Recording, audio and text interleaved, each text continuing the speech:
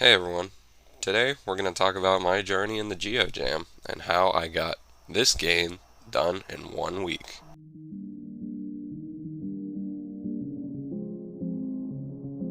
So today I'll be having Gerald present the video because he's the newest character for my latest game, Octagonal Defender, which is what we created over the week of the Geo Jam. And I'm going to tell you right now, it was hectic. After roughly counting all the film I had from creating the game, and I tried to record almost every moment I was making the game, but I did sometimes forget to hit record, so even this number is still a little low. I had about 31 hours. Yeah.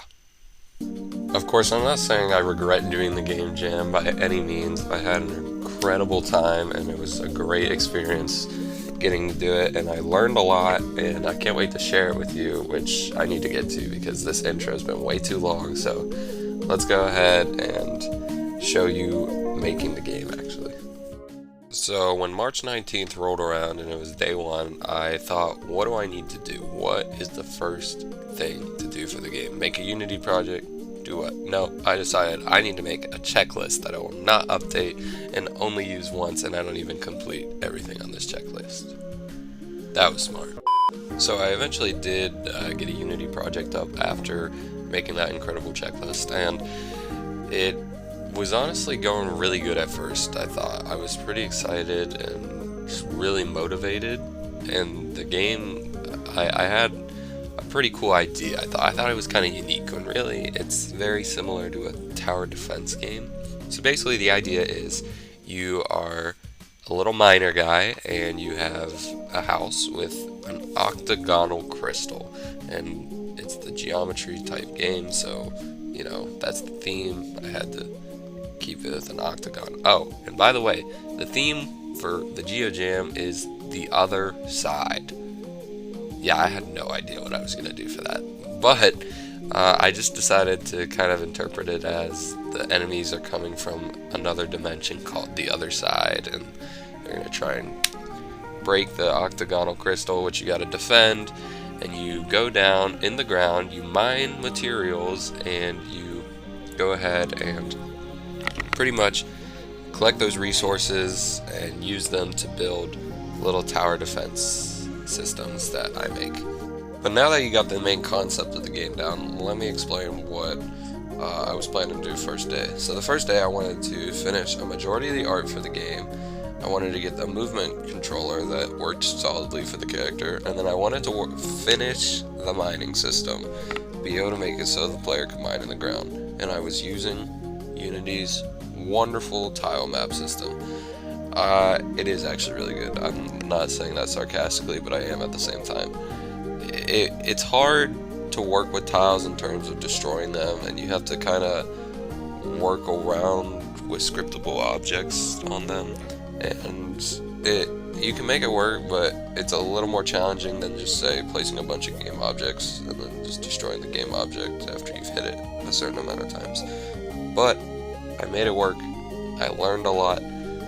I used dictionaries for the first time in my code, and it honestly worked out awesome, and I'm pretty proud of it. But the problem is, that's all I got done first day. I finished the character model, some tile art, and the mining system.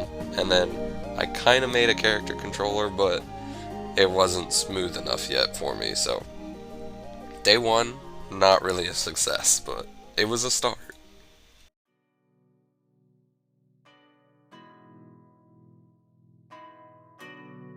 Day two had another run of slow starts, but I finally got working and decided to make the ores.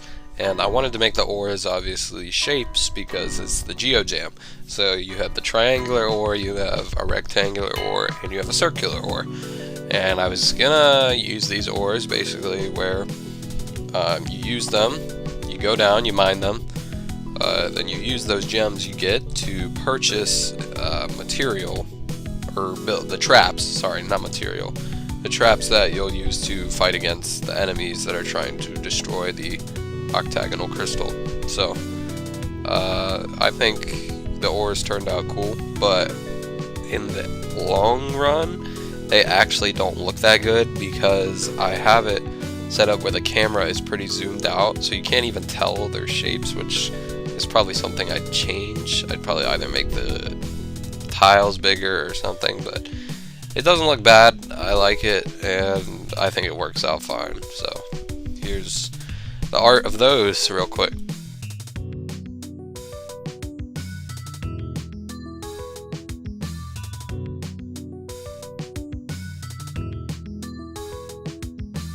I then had to quickly develop what I call tile manager system, which probably isn't the right name, and this pretty much wraps up the mining system. This allows us to actually destroy the blocks, and if it's an ore, it gives me an ore, and you know, different blocks have different durability and pickaxe swing rate. I adjust all these values as I'm creating the game because they just need to be balanced and kinked out as I'm going through the game and making it and testing it. But this actually took me a minute to figure out. This is where I utilize dictionaries, and I realized, this is going to take a little working around, and it's not just a simple Unity answer to actually destroy tile maps and stuff. But after watching a couple of YouTube tutorials and stuff, and researching and just looking up at the documents for Unity, I figured out a pretty solid method to get it done. It's not optimized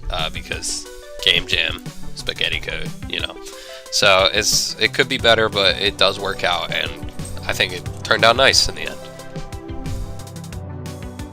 And then finally, to wrap up day 2, I wanted to get the map completely generating, the underground portion at least, where I pretty much I decided to set the map a fixed size. It's pretty large, but so I just built the map in the editor, just a bunch of stone, and then what I would do, I'd loop through that tile map and randomly place ores, and I adjust this noise value a lot because I get to the point where when I'm testing, I realize there needs to be more ores than stones. So right now that's very little ore than what you see in the final product, but yeah, this is what it came out to be, and we're starting to finally actually see a game now, and this is all I got done in 2 days. And I know seems like a little, and you're probably like, okay, no wonder this game jam was so stressful for you, you could barely get anything done.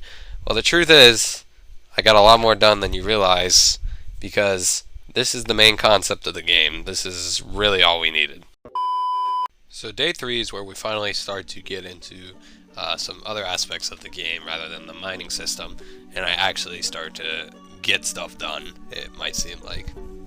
Pretty much we're going to look into now applying the idea of the enemies coming and building the house and making the backgrounds, because I wanted to make the game a little more visually appealing rather than having to look at the blue camera background much longer, because honestly, I think I go by something I saw in a Blackthorn Prod video, actually, and he said that, yeah, you want to get the fundamentals of your game down first and then polish, but sometimes you just need to polish a little in the middle because it motivates you to keep going. And I think that's true, honestly, because I was getting sick of looking at this dark, light, whatever it is, blue screen, and it just made me want to throw up after a while, But so it was time to make a background.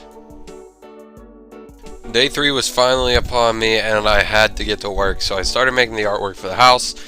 Kind of gives me Super Mario vibes, but I think it looks nice. I like it. It turned out cool, in my opinion. But the house was easy to make, and that was just a quick little build right there, right in the editor. And what I was really looking forward to was making the landscape background of like mountains and clouds in the sky.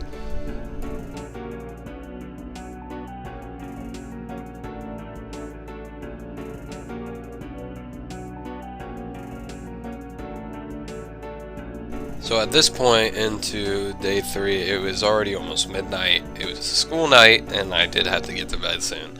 I decided to make some water tiles to put them in the level somewhere in the future, but I did actually need to get to bed soon, and I did try to experiment with making a mountainous terrain, but I was exhausted, and it did not go well at all, y'all. It looked horrible.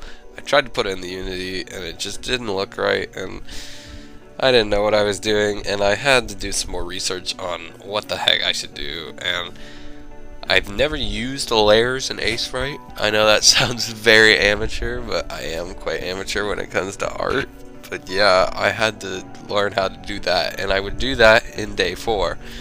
But this video is already over 10 minutes long, and I hate to do this to you guys, but I'm going to have to delay day 4 to the next video. So keep an eye out for part 2 on my Geo Jam devlog, and it's gonna wrap up the week for you guys, and you'll eventually see the game. The game is out if you want to play it, but if you want to wait till the final devlog is out so you can see the whole creation before you play it, would be my guess. But I'll leave the link to play the game in the description, and just keep an eye out for part 2. Thanks guys so much for watching. Hope you all have a great day, and I'll see you next time in part 2.